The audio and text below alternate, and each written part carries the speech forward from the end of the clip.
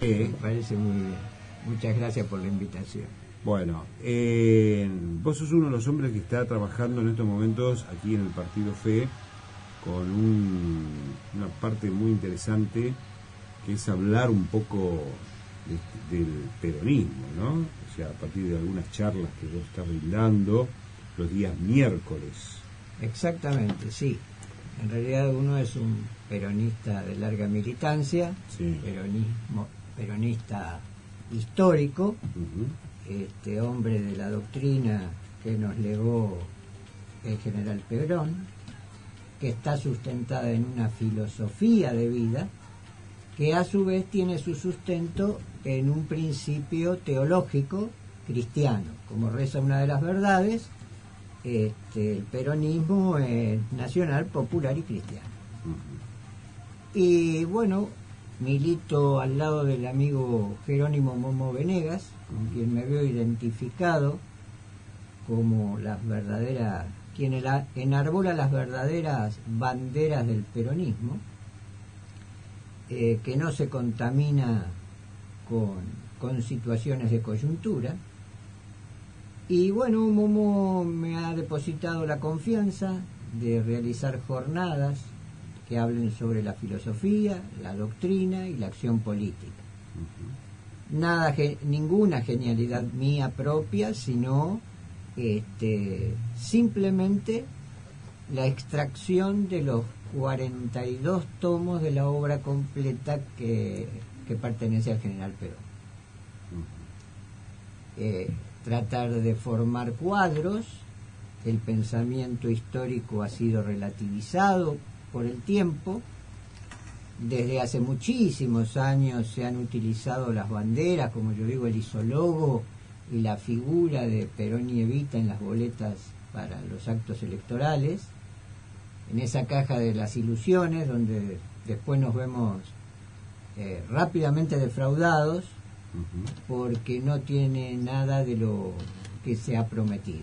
Ya nos ha pasado que hemos elegido pseudo-peronismo, que ha sincerado a los pocos días que si no nos hubiesen mentido no los hubiésemos votado.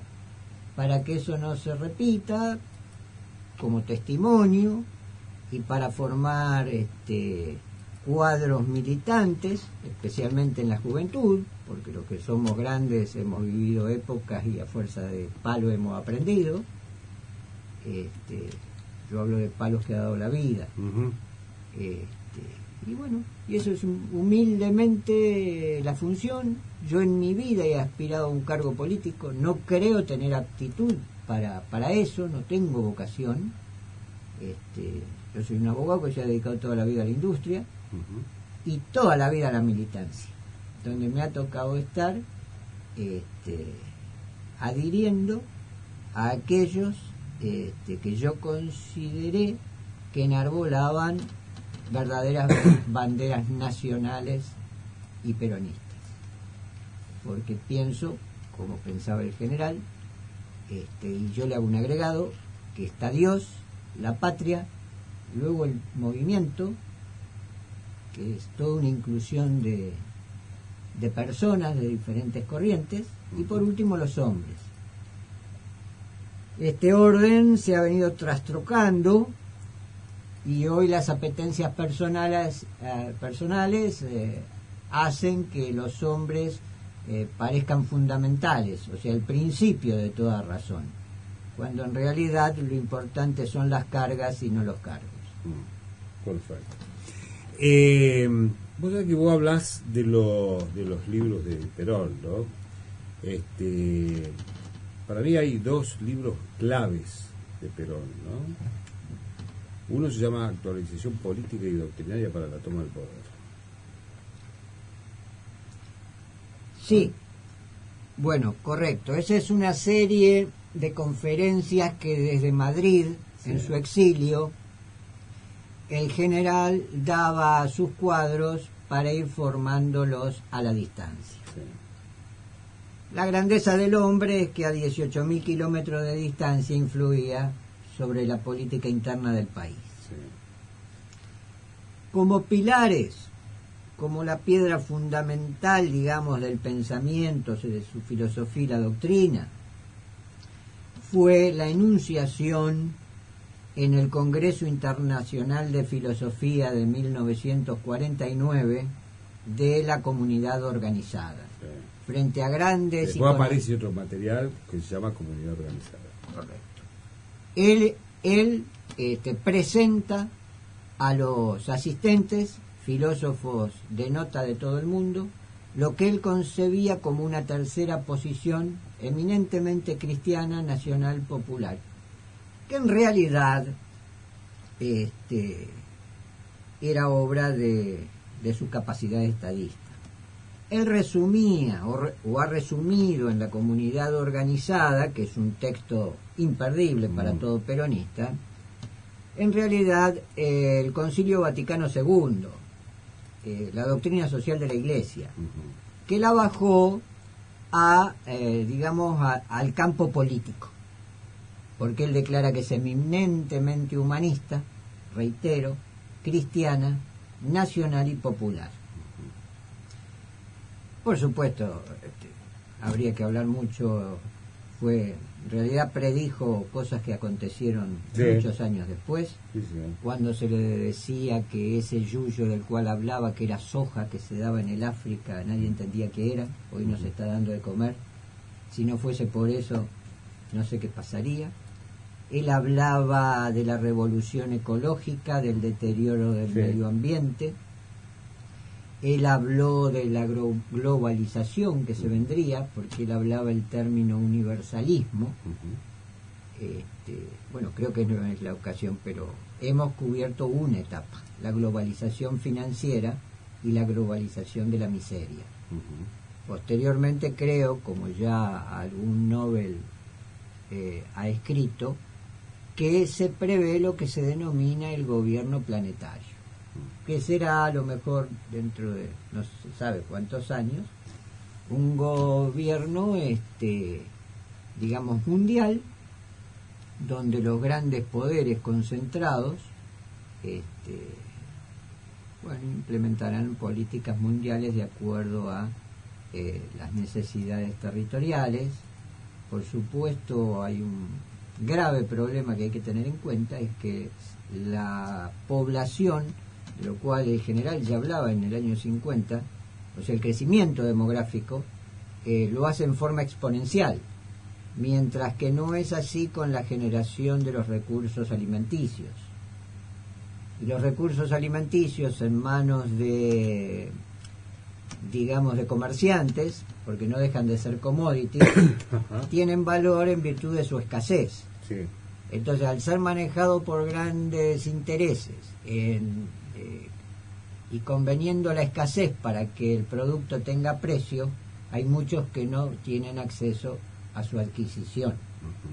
Y estados pobres que en realidad, para cumplir con ese gran principio de la justicia social, que nada tiene que ver con el asistencialismo, porque la justicia social es un brazo de la justicia divina, es que cada hombre que ha nacido con dones propios, no todos los hombres son iguales, sí ante la ley, pero el hombre es un ser con obligaciones, y el hombre que conoce sus obligaciones no necesita que le defiendan demasiado sus derechos. Ese hombre tiene que tener acceso a lo básico, que es la alimentación, que la da el trabajo, porque una de las verdades reza que todo peronista por lo menos debe producir lo que consume. Cuando nosotros estamos viviendo, tal vez en algún momento fue necesario el asistencialismo, como lo suele llamar este gobierno, que en realidad es un principio de justicia social, porque el término asistencialismo es usado por el comunismo, pero no dignifica al hombre. Y el general decía que gobernar es generar trabajo, y que el trabajo dignifica. Entonces al hombre hay que enseñarle a pescar, no regalarle el pescado. Bien. Hay un momento de Perón. Vamos a ver. Hablaste de 2 libros básicos. Sí, señor. Y entonces yo hablé un poquito sobre la piedra fundamental, que es la base filosófica doctrinaria, que es la comunidad organizada. Sí. Un libro imperdible para filósofos, estudiosos, peronistas o no peronistas. Y el otro gran libro, dado que el general era un militar, como militar y profesor de la escuela de guerra, que enseñaba táctica y estrategia, toda su conducción política la bajó tal cual la táctica y la estrategia, que es la forma humana de desarrollarse en la vida, pero llevada a la perfección, digamos, como método. Y entonces elabora para la Escuela Superior Peronista, para líderes, conducción política, donde él explica los métodos, los dones que los hombres reciben. Ahí habla del óleo sagrado de Samuel, que solo algunos lo reciben, que es ese don que no se sabe de dónde aparece para que un hombre aún no muy leído, como se reconoce Momo, tenga la virtud y el carisma de conducir y anticiparse a acontecimientos que nosotros no alcanzamos a vislumbrar. Creo que este hombre tiene ese don y que además es honesto. Y bueno, yo creo que ya son dos principios más que suficientes en el mundo en que vivimos para que un hombre lidere un movimiento. A donde yo me refería era a ese famoso discurso de Perón, a su regreso, ¿no?, en el año 74, cuando cambia, digamos, la palabra de un peronista no hay nada mejor que otro peronista, de para un argentino no hay nada mejor que otro argentino. E ingresa también a hablar un poco más de lo que es Latinoamérica y el mundo. Correcto, así es. El Perón de los 70 es un Perón que ya ha entrado en años, que ha sido apaleado y que ha tenido el tiempo suficiente para leer y pensar en los cambios que el mundo experimentaba y las situaciones internas que la Argentina venía viviendo a partir de la Revolución Fusiladora. Esto lo hace a él dar un paso de líder pacifista en un momento en que había grandes enfrentamientos, incentivados desde el exterior y alimentados, como él decía, por los traidores de adentro. En ese momento viene, bien lo decís vos, el general dice que para un argentino no hay nada mejor que otro argentino. Esto fue producto de las luchas sangrientas que se avecinaban. El hombre, como se lo denominaban algunos de sangre caliente, era un general herbívoro. No era así. Yo considero que era un hombre sabio, que sabía y que quería evitar un terrible derramamiento de sangre. Bueno, su deseo tuvo un día cúlmine cuando vio que avanzaban fuerzas organizadas que pretendían la toma del poder y el peronismo sin Perón. ¿Qué fue aquel famoso día del discurso desde el balcón de la Plaza de Mayo, donde invita a montoneros a retirarse de la plaza? Y se recuesta y habla, por supuesto, por todos los méritos que le correspondían, a la columna vertebral del movimiento, que era el movimiento obrero, que era la CGT. ¿Quién fue? Durante 21 años, quien bancó el peronismo, aún en los momentos más crueles de la resistencia, de los fusilamientos, recordemos el Valle, y bueno, y en ese momento se produjo una escisión, evidentemente, de interpretación. La línea no era humanista, era una línea materialista atea, con principios socialistas, y más que socialistas, en realidad eran comunistas. Fue cuando aparecieron fracciones, como Montoneros, FARC, ERP, y bueno, y tantos movimientos guerrilleros.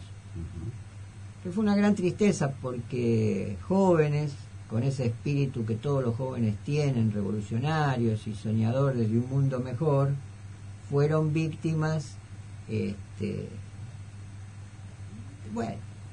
asumir una lucha que a lo mejor en sus intenciones eran muy sanas, pero que en el accionar le faltaba los años de experiencia. Dicen que la juventud es una enfermedad que se cura con el tiempo. Claro. También dijo el general que no era cuestión de tirar un viejo por la ventana todos los días. Sí. Pero la verdad es que la juventud es el futuro, es el mañana. Y uno que ya está carne vencido, como dice un amigo mío, y que lleva esta militancia y el catolicismo y qué sé yo, ese humanismo en la sangre, trata de dejarles al menos una doctrina, una filosofía en este mundo tan difícil de trabajar para los jóvenes, hijos, nietos, y sí, se adecuarán como los animales al medio ambiente. Vos me aclaraste que eran charlas sobre filosofía y acción política. En definitiva es esto que estamos conversando nosotros. Exactamente, esto es una síntesis, o sea, es el conocimiento que nace de los libros y del pensamiento. Sí. Y otra forma, lo que es la táctica y la estrategia, ya son formas de conducción, son acciones. Son técnicas para ir a las puertas, a golpear las puertas de los vecinos y en unidad de concepción, con un solo mensaje, pedirle su apoyo, hacerle conocer qué es lo que uno pretende hacer en política si llega a gozar de la confianza del voto, de esa caja de ilusiones, sino defraudarlo una vez más. Muy buenas definiciones. Es eso, y no más. No más. Tan simple, pero tan difícil como sí. Comienza diciéndolo el general, que en conducción política. Él ya aclaraba, para que no bajen los brazos los líderes, que la misión más difícil que le puede tocar a un militante, claro, el adoctrinamiento. Alejandro, esto se lleva a cabo los días miércoles en el local de Partido Fe, ahí en 59 y 54. Exactamente. Bien, ¿a partir de qué hora? 17:30. 17:30. Y cuando finaliza a las 19, comienza la reunión semanal general del partido. Bien. No obstante ello, vamos a recorrer las unidades básicas, vamos a visitar el jueves 5 a las 17 horas, la unidad básica 7 de Quequén, sí, que está a cargo de Andino. Los compañeros nos han solicitado tener el privilegio de que sea la primera unidad que visitemos. Si bien ya hemos pasado por la 1 de Vilches, ya hemos ido a la básica de Matadero con el compañero Broglia, pero con material didáctico y fílmico vamos a alargar en las 7 de Quequén. Y después las vamos a recorrer absolutamente todo. Y según la directiva del conductor, después y de Jorge, nuestro compañero el Topo, vamos a recorrer los pueblos cercanos y si nos bajan orden, iremos a donde nos mandan. Alejandro, un placer. Sí. El 4 de junio, el miércoles, se conmemora una fecha muy importante para el peronismo, ¿no? Va a haber una charla también con respecto a eso, ¿no? Una charla, un acto. Sí, va a haber un acto conmemorativo por la asunción a la presidencia del general Perón el 4 de junio de 1946. La idea es en realidad textual, o sea, reproducir un poco parte del discurso de asunción del cargo, donde ahí todo está resumido, porque sería una falta de respeto querer uno con las palabras propias sustituir la palabra del general. Si es grabación, corremos el riesgo y lo tenemos en disco de pasta, no es tan fiel, pero sí podemos leer textualmente parte del discurso. Y ese gran discurso tiene una frase histórica que es una bandera del peronismo, que es cuando él dice sanamente, les presento una política nueva, porque él ya venía de ser secretario del Ministerio de Guerra, con un montón de militares que desde el 4 de junio también del 43 lo acompañaron en esta revolución pacífica. Y entonces él dice: quien quiere oír que oiga, quien quiere seguir que siga, mi causa es alta y mi bandera la bandera de la patria. Bien. Y yo creo que eso sintetiza la asunción de Perón y su filosofía. Hay una pregunta clave que es en los discursos de Eva, sobre todo los discursos de Eva en la plaza, ¿no? Que no había nada escrito. O sea, ¿qué trabajo se dio Perón para retransmitir ese pensamiento? Sí, la verdad, haces pensar con la pregunta. Sí. Perón tenía un carisma y era un pedagogo, o sea que para él la primera magistratura en realidad era un magíster, era un maestro, como lo fue en la escuela de guerra, lo fue en la vida, que le enseñaba al pueblo cómo manejarse, le imprimía un sentimiento. Yo entiendo que a su esposa, que le despertó la llama de la pasión por los más débiles, se le debe haber hecho carne muy fácilmente el pensamiento de Perón, porque si a nosotros, que no hemos convivido con el general, se nos encendió esta fogata, sí, yo me imagino que su esposa estaba en condiciones de hacer una más grande. Sí. Y era una mujer con espíritu revolucionario, sí, que se compensaba muy bien con la serenidad y la visión de largo plazo del general. Exacto. Contra su espíritu pasional, sí, que en realidad siempre es necesario para la acción. Alejandro, ha sido un placer. No, el gusto es mío y les agradezco a ustedes. Para ubicarte, Alejandro, ¿cómo lo podemos hacer? ¿Algún teléfono, algún mail? Esto es bastante importante. Por indicación de Jerónimo Momo Venegas, hemos abierto un mail que es fe, una letra P, fe como el partido, Necochea, todo junto, pfnecochea@yahoo.com.ar. Bueno, ese es un mail que atiendo yo, Alejandro Porcaro, donde sería lindo hagan llegar comentarios, si son puteadas que sean pocas, y trataremos de brindarles asistencia, material. Yo no manejo redes sociales, pero los compañeros que manejan la página del partido Necochea, como la nacional, me hacen llegar las informaciones y comentarios. Y bueno, quienes utilizan esos medios, porque son jóvenes y avivados, no como yo, yo estoy en contacto y todos me reportan lo que sale. Bien. Alejandro, un placer enorme. El gusto es mío. Y nos vamos a volver a encontrar. Bueno, un placer, gracias. muchas gracias. Gracias a ustedes. Bueno, Alejandro Porcaro, señoras y señores, 3 minutos han transcurrido la hora 12, llévatelo más.